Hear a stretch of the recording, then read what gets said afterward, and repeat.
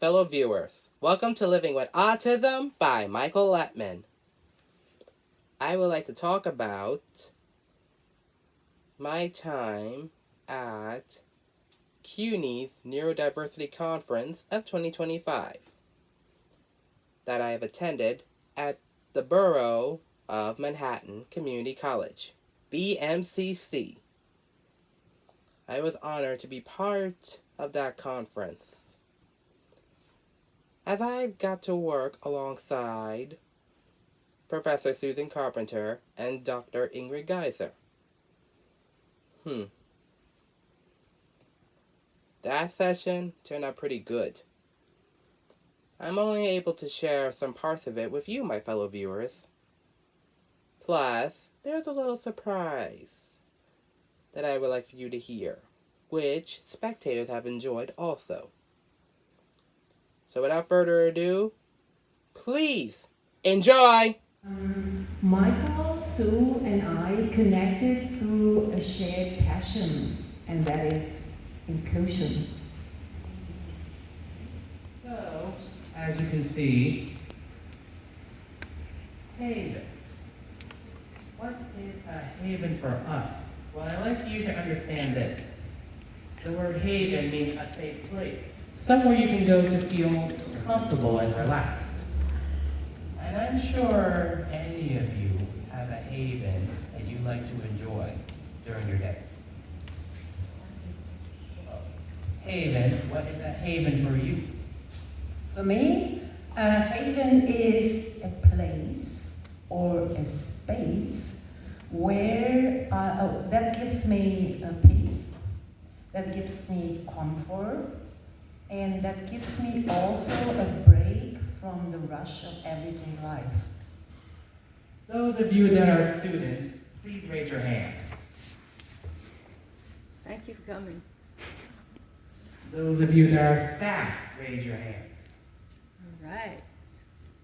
Those of you that are family members, raise your hands. All right. Those of you that are part of the faculty, please raise your hands. Yay. Friends. Good idea. Friends. Yeah, we miss friends. Yeah. Any Anyone we friends? missed? Yeah, friends. Please raise your hands. Friends. Friends, of course. And I guess all of you share our same passion, right, for inclusion. So that's us we have in common. Thank you for conclusion. That is creativity, and that is community. And so our workshop today is building inclusive and creative spaces also, especially for neurodiverse learners and students.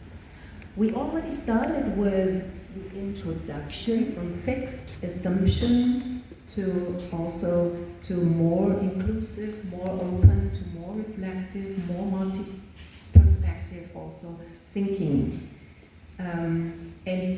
I could also say it's usually the glass we are wearing and the glasses we are wearing and we are looking through, right? It often begins with a dilemma, and this dilemma is an experience that could make you start to critically think about your assumptions, about your beliefs, and then it often leads to this critical reflection, questioning also our biases. And ideally, it leads to a shift of perspective transformation with intellectual disabilities. And at first, student teachers, they weren't sure what to expect, right? What to expect. So, but through these really shared creative activities, like, let's say, poem writing, lyrics writing, visual art, or also storytelling, they began to see their peers as equal contributors. So, what helps also to make this transformation possible? That is real interaction, no simulation, right? It is reflection, that is time to process the experience, and creative students Or UDL. All right, good. We're preaching to the choir here. All right, good. So, yeah, so we all learn differently, right? Maybe orally, visually, kinesthetically, or really all of them, right? The research now is talking about that there is no one particular way of learning. Next slide.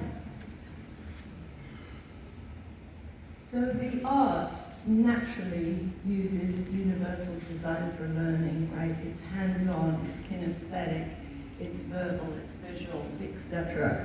And these photographs are of my delightful students at Westchester Community College, and I get to do arts with them every week, twice a week. And so we're developing communication, connection, self-esteem, and last but not least, creativity. Oh, and it's to the melody, to the tune of Twinkle Twinkle Little Star. Well, here goes.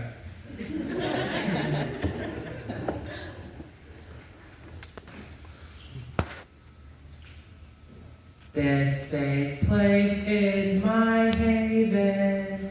I will feel good anytime I can.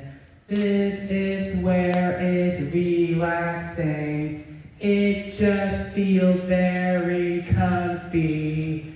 This safe place is my haven, where calm feelings can happen.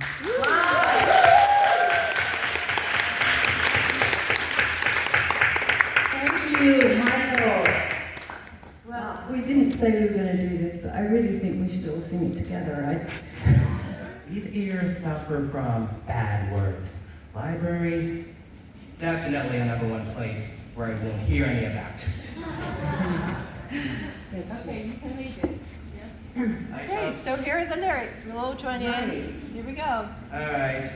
This This safe place is my haven. I will feel good anytime I can. This is where it's relaxing. It just feels very comfy. This safe place is my haven, where calm feelings may happen.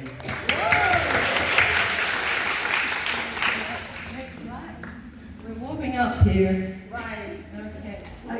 It's often the case that students on the listening program are really forthcoming and less shy than some of my other undergraduate students. So here's an example. Kathy, do you want to say what it is? Yes. No? Eric? Probably Eric. Eric, would you like to say something? Would I like to say something? Yeah, about your story. I guess that sounds like a good idea. Thank you. I'll introduce myself. Okay. So, good morning to all of you. My name is Eric Nagler. I am a second-year student at the Riggio Higher Education Program at Kingsborough. So, we are here to present our drawing that we made. And this actually represents not only our college campus, but also what's a safe haven for us. Fantastic. Thank you. Yeah. Thank you, Eric. I can say something. Yes, go a quick one because we have a few more people. Hello, everyone. My name is Anthony Tai. I'm a fifth year student right now, which is alumni. And what we just did right now, we draw different places that we like.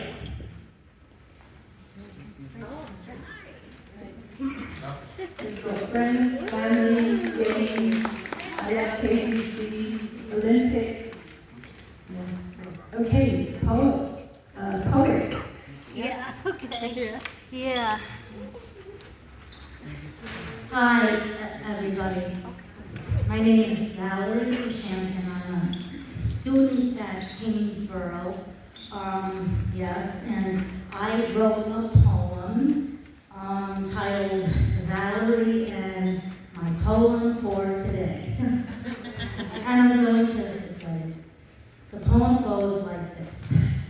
I've known myself for all of my life, and just like a shooting star, I've come so far, and I'm a work in progress, and as I know it, that's A-OK, and as April showers that bring May flowers, I'm a girl, woman, who definitely overcame all that, and will continue to achieve so much more in the years to come, including pursuing my associate's degree.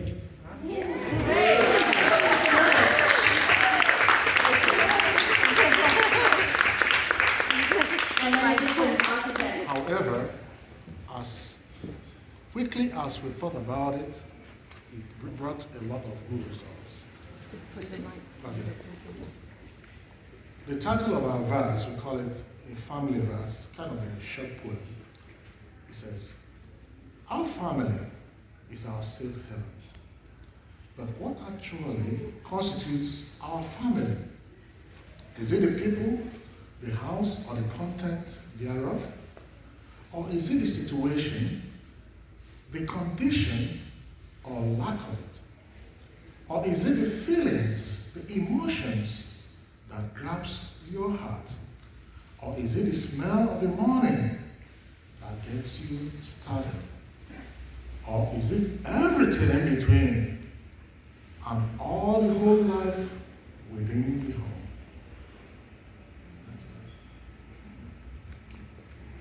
Thank you. Right. Thank you.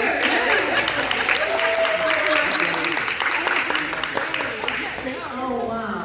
We are overwhelmed. There are real poets here. Continue to plan our events where neurodiverse students and should connect and meet up with students who are not neurodiverse. Who've never had any setbacks of that nature where they can actually come out and come together. And then the second way is to promote, like what was being discussed previously today, where to promote inclusiveness and to continue to discourage biases and biased treatments and bias rules and regulations and bias abuses of authority, where people who are neurodiverse should have equal opportunities compared to those who without those challenges, Yeah. I see them here.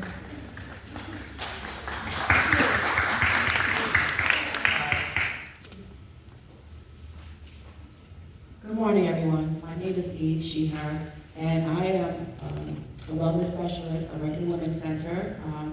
And I think one way is to actually, because I'm a neurodivergent myself, so I think it's good to just be open about it with students so they can know, like, hey, it's okay. And also being equitable as we hire, hiring process, and also putting down an application. Everyone inclusive. We have race, we have gender. What about neurodivergent? We should change the language, and also in the classroom we need to educate our professors, and also should be in a syllabus to show that there's different ways of learning and give opportunity to students to learn in those ways. Thank you. Thank you. Very well put. Okay, great.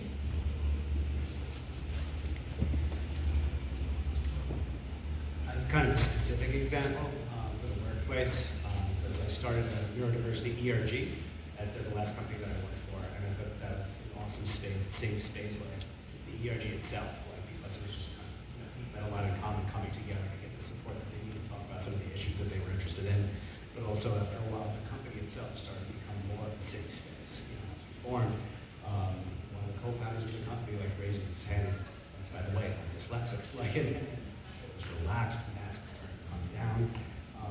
So I think that's a great way. I will say, not everybody might feel safe creating something like that. You have to kind of out yourself, I guess, if you're starting a neurodiversity ERG at work. So I would say that if you feel safe doing so, and if you're in a position of relative authority especially, do something like that. Just put yourself out there and everyone else is going to follow.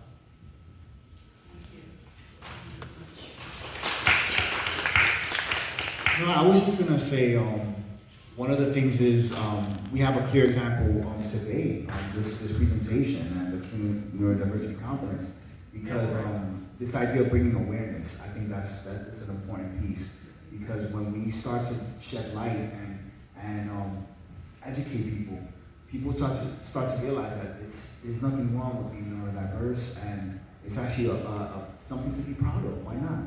And the more we educate ourselves and bring more awareness, it helps shed the stigmas and create these all-inclusive spaces for everyone to be a part of it. And it's nothing to be ashamed of, and I think that's a way we can strengthen that community, bring in more awareness. And I know we're going to talk about universal design, and that's another example as well. The next slide. Key takeaways. Yes. Go for it, Ingrid. Yes, the key takeaways. So this slide, it brings it all together, our key takeaways, I think, and these can be that UDL can be a very powerful approach to get all learners on board. Then transformative learning could be our theory, right, to support reflection, to support growth, and to support also shifting perspectives.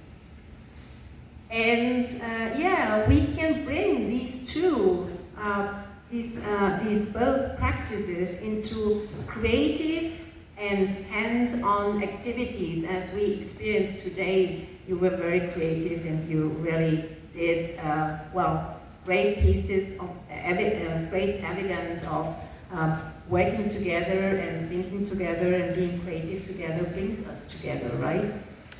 So, in our goal, what is our goal of this workshop? As you mentioned here, this is our goal, right? To empower neurodiverse communities by creating spaces, safe spaces, spaces where everybody feels seen, where everybody feels safe and truly welcomed. So I think Michael would also say real havens, right? So that is what we are looking for. Thank you so much. Thank you for also contributing to our workshop. This means such slide. This means a lot to us, right? Yeah. So, Michael, go ahead. By all means. We hope you find moments in a day to find a haven, a place of peace. A place of peace, a fireplace. So we thank you for your time, for your questions and comments. Thank you. This workshop wouldn't be the same if you wouldn't have been so contributive to us. My apologies if you didn't get to see the entire session. I've done the best I could do. For viewers like you. Okay. I hope you've at least enjoyed hearing from spectators who might have spoken during the session. Not just my two excellent colleagues. I hope my viewers have enjoyed my brand new song. I managed to have come up with brand new song lyrics which came out okay for the spectators to enjoy and even sing along. If you enjoyed my brand new song, please let me know in the comments below. Also, my viewers, I hope you've understood the meaning of the word haven. If you don't, I recommend watching an episode from one of my past TV series that I still enjoy. This TV series is known as WordGirl. And listen for the words tranquil and haven. From my perspective, I'm sure just like the autistic community, everyone else would love to be in their very own haven. Whether it's in the public space or a personal private space, which is much better. Everyone needs a break once in a while during the day, right? I'm sure of it.